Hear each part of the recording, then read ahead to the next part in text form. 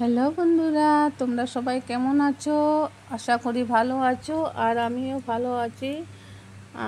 তোমরা যে যেখান থেকে আমার এই ভিডিওটা দেখছো, প্রথমে লাইক দিয়ে শুরু করবে ভিডিওটা দেখা।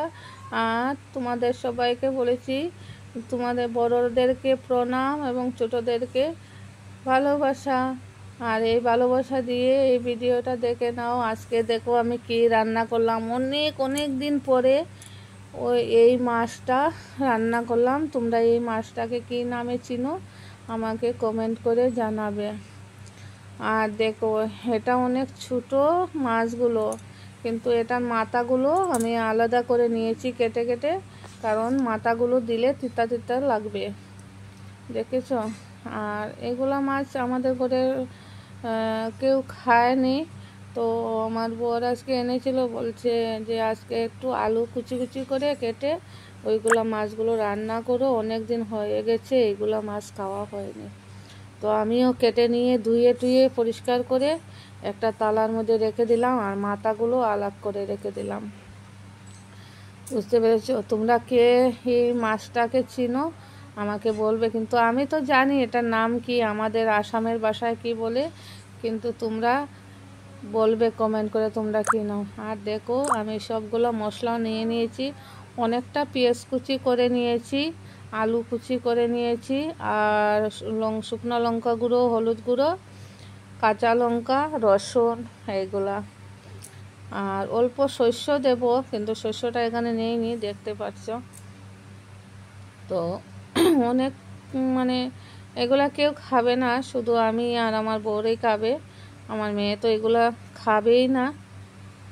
তো অনেক টেস্ট, মানে ভালো করে রান্না করলে এগুলা মাছ অনেক খেতে ভালো লাগে, খুবই ভালো লাগে খেতে। যারা ছোটো মাছ ভালোবাসে তাদের জন্য অনেক ভালো এটা, কিন্তু আমাদের ঘরে তো ছোটো মাছ চলে না, এই জন্য। আর দেখো, ওইগুলা সব মশলাগুলো দিয়ে আমি এখন মানে তেল, কাঁচা তেল আর সবগুলো মশলা দিয়ে একসঙ্গে মেখে নিচ্ছি। তো এগুলা মাছ তো ভাজা যাবে না, তো ছোটো মাছ তো, তাই সবগুলো দিয়ে একসঙ্গে মেখে নিয়েছি। দেখো, বেশি আলু দিইনি, একটা কুচি কুচি করে আলু কেটে দিয়েছি। সবগুলো একসঙ্গে মেখে নিয়েছি। এগুলো নুন, লঙ্কা সবগুলো দিয়ে দিয়েছি, অল্প কাঁচা তেলও দিয়ে দিয়েছি।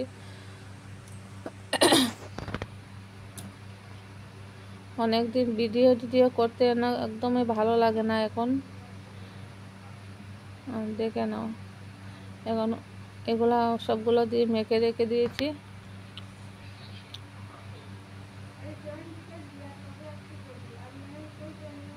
তোমরা ছোটো মাছ কে কে খেতে ভালোবাসো কমেন্ট করে জানাবে। আর এই দেখো, এখন কড়াতে তেল দিয়েছি, ওই যে মাছের মাথাগুলো আছে না, এগুলো ভাজা করে নেব। তো এগুলো একদম কড়া করে ভাজলে খেতে অনেক ভালো লাগে। এইগুলো এখন দিয়ে দিয়েছি। এটার মধ্যে বেশি কিছু দিইনি, শুধু একটু অল্প হলুদ গুঁড়ো দেবো আর নুন দেবো, এতটুকু বাস, আর কিছু লাগবে না। এগুলো আমি ভালোবাসি। এই যে ছোটো মাছের মাথাগুলো ভাজা খেতে অনেক ভালো লাগে। দেখো, হয়ে গেছে, এখন নামিয়ে দেব। আর এখন আমি কড়ার মধ্যে তেল দিয়ে দিয়েছি, ওই যে মাছগুলো মেখে রেখেছি না, এইগুলো দেওয়ার জন্য এখন পেঁয়াজ কুচি দিয়ে দিয়েছি। দেখে নাও, তোমরা কে কীরকম রান্না করো এইগুলো মাছ আমাকে কমেন্ট করে জানাবে।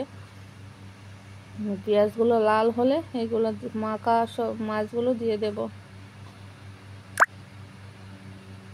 এই দেখো, দিয়ে দিচ্ছি ওই যে মেখে রেখেছিলাম মাছে আর আলু কুচি কুচি করা, এগুলো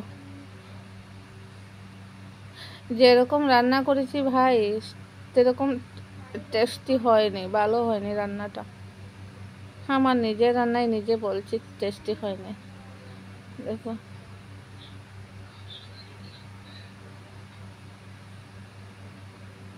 অল্প নাড়াচাড়া করে দিতে হবে, না হলে কড়ার নিচে লেগে যাবে।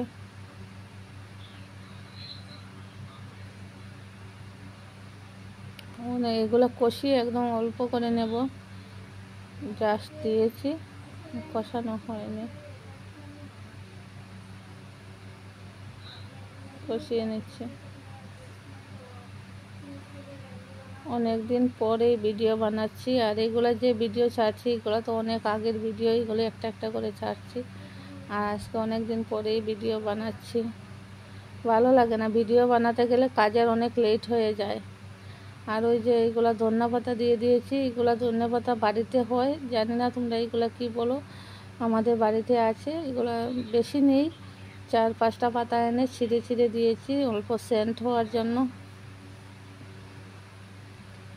ভিডিওটা যে যেখান থেকে দেখছো সবাই লাইক করে দেবে, শেয়ার করে দেবে। এখানে শেষ করলাম। টাটা বাই বাই, ভালো থেকো, সুস্থ থাকো সবাই। Tata bye bye.